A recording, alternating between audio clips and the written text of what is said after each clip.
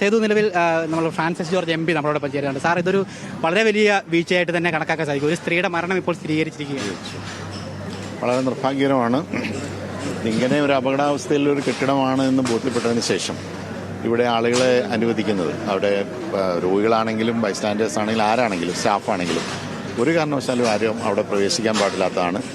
എന്തുകൊണ്ടാണ് അധികൃതർ അങ്ങനെ ഒരു തീരുമാനമെടുത്തതെന്ന് അറിയുന്നില്ല. അത് വളരെ നിർഭാഗ്യകരമായി കൃത്യമായ അന്വേഷണവും തുടർ നടപടികളും ആവശ്യമാണ്. സാർ, ഇത് രക്ഷാപ്രവർത്തനം വൈകിയെന്നൊരു ആരോപണം. കാരണം ആദ്യഘട്ടം മുതൽ ഒരു സ്ത്രീയെ കാണാനില്ല എന്ന് പറഞ്ഞ വിവരങ്ങളുണ്ടായിരുന്നു. പക്ഷെ നമ്മൾ കൃത്യമായിട്ട് SP യോടോ ആരോഗ്യമന്ത്രിയോടോ ചോദിക്കുമ്പോൾ പോലും അവർ പറയുന്നത് അങ്ങനെയൊന്നും ഇല്ല എന്നൊക്കെയായിരുന്നു പറഞ്ഞത്. ഇപ്പോൾ ഒരു സ്ത്രീയുടെ ശരീരം കിട്ടിയിരിക്കുന്നു.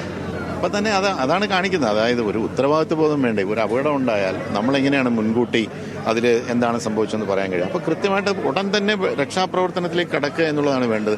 എന്തുകൊണ്ടാണ് അങ്ങനെ വീഴ്ച വരുത്തിയതെന്ന് മനസ്സിലാകുന്നില്ല. ഇപ്പോൾ ഉത്തരവാദിത്തപ്പെട്ട മന്ത്രിമാരുണ്ട്, മറ്റു ഉദ്യോഗസ്ഥന്മാരുണ്ട്, ഫയർഫോഴ്സ് അടക്കമുള്ള ആളുകളുണ്ട്.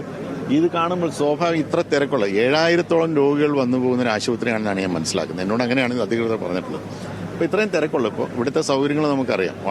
ഇത് വരുന്ന രോഗികളെ അതുപോലെ തന്നെ ബൈസ്റ്റാൻഡേഴ്സിനൊന്നും ഉൾക്കൊള്ളാൻ കഴിയാത്ത വിധത്തിലുള്ള തിരക്കുമാണ്.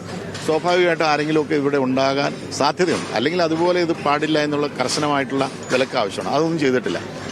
അപ്പോൾ അത് മുൻകൂട്ടി കാണാൻ കഴിയണ്ടേ. ആരെങ്കിലും ഉണ്ടാകാം. അപ്പോൾ അത് നോക്കണ്ടേ നമ്മൾ. അതല്ലാതെ ഇല്ല എന്ന് നമ്മളങ്ങ് തീരുമാനിച്ച് അപ്പോൾ അതുകൊണ്ടാണല്ലോ ഇപ്പോൾ ഒരാളുടെ മരണം ഉണ്ടായി എന്ന് പറയുന്നത്. വളരെ നിർഭാഗ്യകരമാണ്.